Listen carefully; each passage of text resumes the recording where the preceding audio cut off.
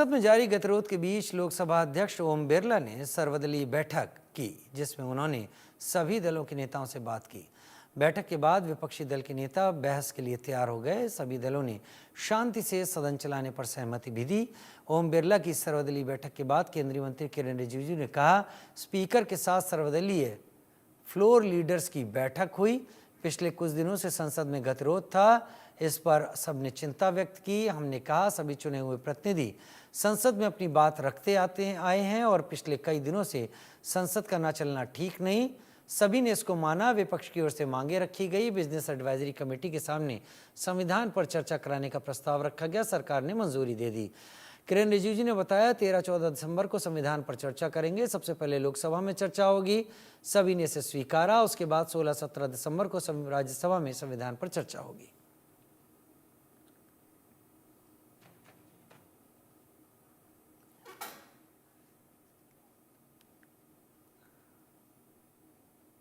सोलह 17 दिसंबर को राज्यसभा में चर्चा होगी। सदन में चल रहे गतिरोध को लेकर लोकसभा अध्यक्ष ओम बिरला ने सभी दलों के लोगों से बात की। मनोहर केसरी मेरे साथ जुड़ गए हैं। मनोहर, सदन का चलना जनता के पैसे गाढ़ी कमाई के ऊपर भी निर्भर करता है। अगर सदन में माननीय सांसदों की चर्चा को भी अलग देखा जाए तो इसमें खर्चा होता है, इसमें देश के लिए योजनाएं बनती हैं। लिहाजा जब सदन नहीं चलता है तो सत्ता पक्ष विपक्ष के उन सांसदों को जो तैयारी करके आते हैं उन्हें भी खराब लगता है, और जनता को इसलिए खराब लगता है कि इस समय का सदुपयोग शायद किसी ऐसे काम के लिए हो सकता है जो उसके लिए और बेहतर समय देश में तैयार करता। इस पर सभी ने एक जैसी बात व्यक्त की है। क्या हुआ आज की बैठक में? क्या उम्मीद है? क्या आगे सदन में गतिरोध होगा या नहीं होगा? इस पर क्या कुछ हुआ, बताएं विस्तार से। देखिए, बिल्कुल आप सही कह रहे हैं। रोजाना जो है सो लाखों रुपए जो है सो खर्च हो रहे हैं, और ये खर्च पानी की तरह बहाया जा रहा है क्योंकि सदन चल नहीं पा रहा है। अब आप देखिए, 25 नवंबर से सेशन की शुरुआत हुई है शीतकालीन सत्र की, और एक भी दिन अगर हम कहें तो आधे घंटे तक सत्र नहीं चल पाया।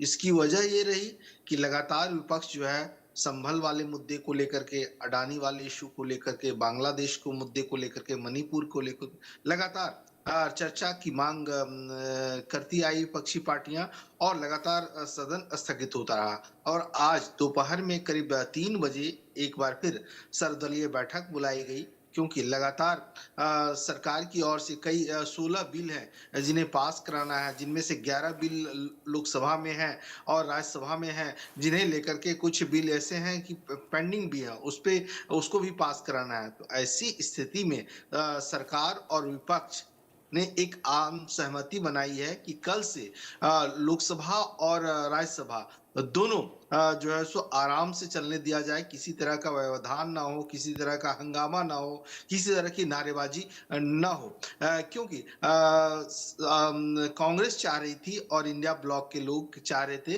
कि संविधान को लेकर के चर्चा हो। आज सुबह भी लोकसभा स्पीकर से कांग्रेस के लीडर और इंडिया ब्लॉक के फ्लोर लीडर ने मुलाकात की थी, और आप जब दोपहर में सर्वदलीय बैठक हुई तो मांग रखी गई कि हमें इस पे चर्चा करनी है। तो 13 और 14 दिसंबर को 2 दिन लोकसभा में संविधान को लेकर के चर्चा होगी कि संविधान के अभी के वक्त में क्या प्रासंगिकता है, किस तरह से इसे लेकर के चीजें चल रही है। क्योंकि हमने देखा लोकसभा चुनाव से ही लेकर के अब तक जितने विधानसभा चुनाव भी हो चुके हैं, सब में संविधान एक बड़ा मुद्दा रहा है, और विपक्ष जो है संविधान खतरे को लेकर के लगातार मुद्दे उठाते रहा है। तो ऐसी स्थिति में 13 और 14 जुलाई लोकसभा, और 16 और 17 जुलाई नहीं, दिसंबर, 16 और 17 दिसंबर को राज्यसभा में चर्चा होगी, क्योंकि राज्यसभा में पहले ही सरकार मान ली थी कि हम चर्चा कराने को तैयार हैं।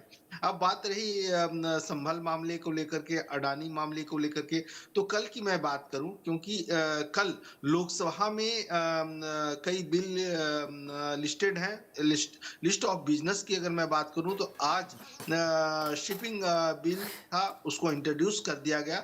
हो सकता है उस पे लोगों को बोलने का मौका भी दिया जाए और साथ ही साथ बैंकिंग लॉ बिल है, रेलवे अमेंडमेंट बिल है और कल लोकसभा में होम मिनिस्ट्री से जुड़ा हुआ एक डिजास्टर अमेंडमेंट बिल 2024 है जिसे अमित शाह इंट्रोड्यूस करेंगे। तो ये लोकसभा का मामला है। राज्यसभा में भी इसी तरह से कई बिल पे चर्चा होगी, 0 आवर्स होंगे।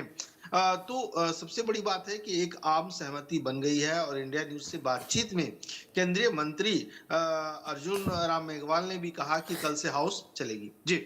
कल से हाउस चलेगी, ये अच्छी बात है। और हाउस चलेगी तो कुछ ऐसा होगा जो कि वाकई देशवासी भी देखना चाहेंगे कि क्या ऐसे कदम उठने जा रहे हैं, क्या ऐसा नया काम हो रहा है जो बेहतर कुछ होने वाला है। लेकिन क्या इसके लिए पूरी तरह से आश्वस्त हैं? क्योंकि इससे पहले हमने देखा है पिछले कई सेशन जो गए हैं उनमें भी ऐसी अंडरस्टैंडिंग बनती है, कुछ दिनों तक चीज़ चलती है और उसके बाद फिर एक बार तकरार उठने लगती है और फिर बहस और फिर गर्मागर्मी शुरू हो जाती है।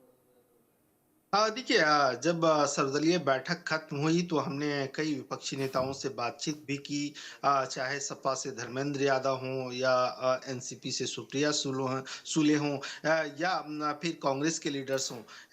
इन लोग पूरी तरह से आश्वस्त नजर आ रहे हैं और बीजेपी के नेताओं से भी हमारी बातचीत हुई तो उन्होंने कहा कि कल से जो है सो सत्र चलेगा, चाहे लोकसभा की बात हो या राज्यसभा की। अब देखना होगा कि कल क्या स्थिति रहती है, क्योंकि हमने लास्ट वीक भी देखा, सभी लोग कह रहे थे कि सत्र चलेगा क्योंकि सबसे पहले सर्वदलीय बैठक हो चुकी थी, आम सहमति बनाने की कोशिश की थी, लेकिन लगातार हंगामे की भेंट चढ़ गई। तो कल हमें इंतजार करना पड़ेगा कि कल क्या सत्र चलता है या नहीं। जी। आप रहेंगे ही पार्लियामेंट में और आपके जरिए हम जानेंगे भी कि कल सत्र किस तरीके से चल रहा है। बहुत शुक्रिया मनोहर, हमारे साथ जुड़ने के लिए इस जानकारी के साथ।